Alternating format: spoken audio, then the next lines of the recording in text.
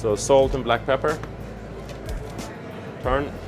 A little bit more black pepper and some sea salt, seasoned from a height so the season covers all. You got your little Jameson's black barrel right here, and what we're going to do is we're going to pop it directly onto the coals right there, and we're going to put some coal on top, and slowly that's going to release all the flavors from the little tin foil. Steak goes directly on. You got your butter right here, which has your rosemary thyme with your butcher string and wooden spoon, dripping in butter, deliciousness. And that's all about the flavor. So it's all about basting the meat. When you're turning the meat all the time, you baste it. You keep it soft, you keep it juicy on the outside. It just melts in your mouth when you eat it in the end. And it adds all to the flavor as well. And especially cooking over the live charcoal, live fire, it adds an awful lot more flavor to your steak as well. This steak is an amazing cut. It's all Irish beef. It's Hereford. It's 4 weeks to 5 weeks dry aged. Dry aged is when you keep it in the fridge. The butchers do it for us.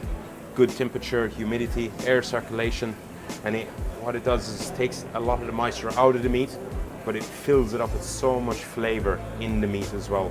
So it's a lot different to wet age and dry aging. But this is dry aged. This will just melt in your mouth automatically. You don't even have to season it too much. It already has all that beautiful flavor of grass-fed beef as well. Turn and baste the meat, rub it with the hairbrush. With the fire, you can have hot part of the grill and a cooler part in the front. So when you baste it and you get too much flare up, you have a safe spot where you can pull your flat iron steak over here. Flat iron is quite a special cut of meat as well. It's also known as the butler steak or the oyster blade. It comes from within the shoulder. It's one of those meats where you tenderize it. We have a little tenderizer where we do it. And when you grill it off and you slice it, you cook it perfectly medium rare to medium. Again, that just melts in your mouth. And you need to let the meat cook in its own time. You need to have it, never rush the meat. Never cook it too fast. Always put it on the grill and let it go nice and slowly as well. You never want to rush it. Cooking amazing food takes good time, it takes patience, and it takes a lot of love, and it takes a lot of passion. It's a special thing, you know. You get goosebumps from it when you cook it within the restaurant or even at home. It's one of those very special moments when you're cooking. And eating it at the end is the final result, and that's where it takes time. Same with all types of meat. Barbecue, low and slow is the perfect way, and patience, lots of patience. To tell the good temperature as well, you can always get a probe.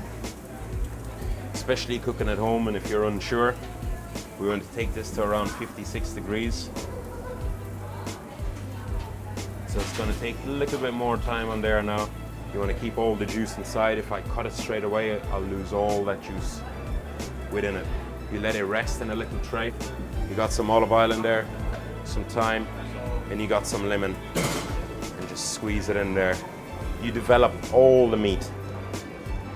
So you get that nice caramelization all around the meat. So if you hold it up like this, but without squeezing it, just hold it, you sear off all the steak, all around the edges. You don't want to leave nothing untouched.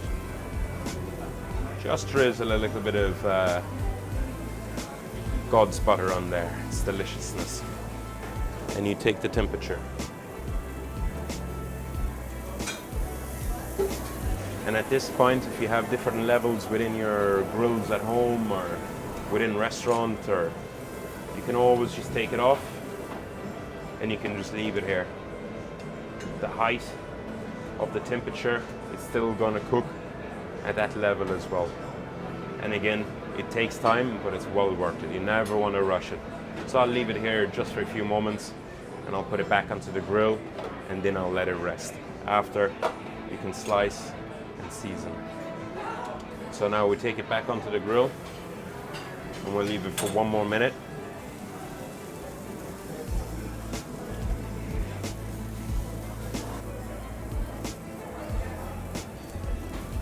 (56), and that's it. Take it straight off.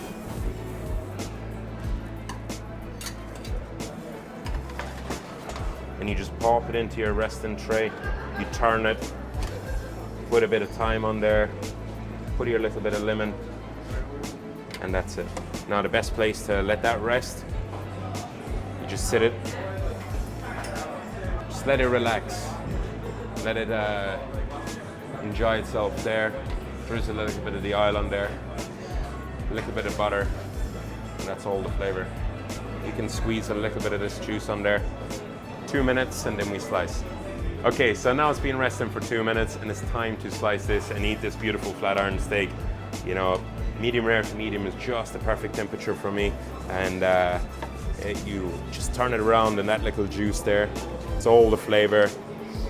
It's fully rested after its full workout on the grill, and you slice. Look at this, look, the juice is just coming out nicely.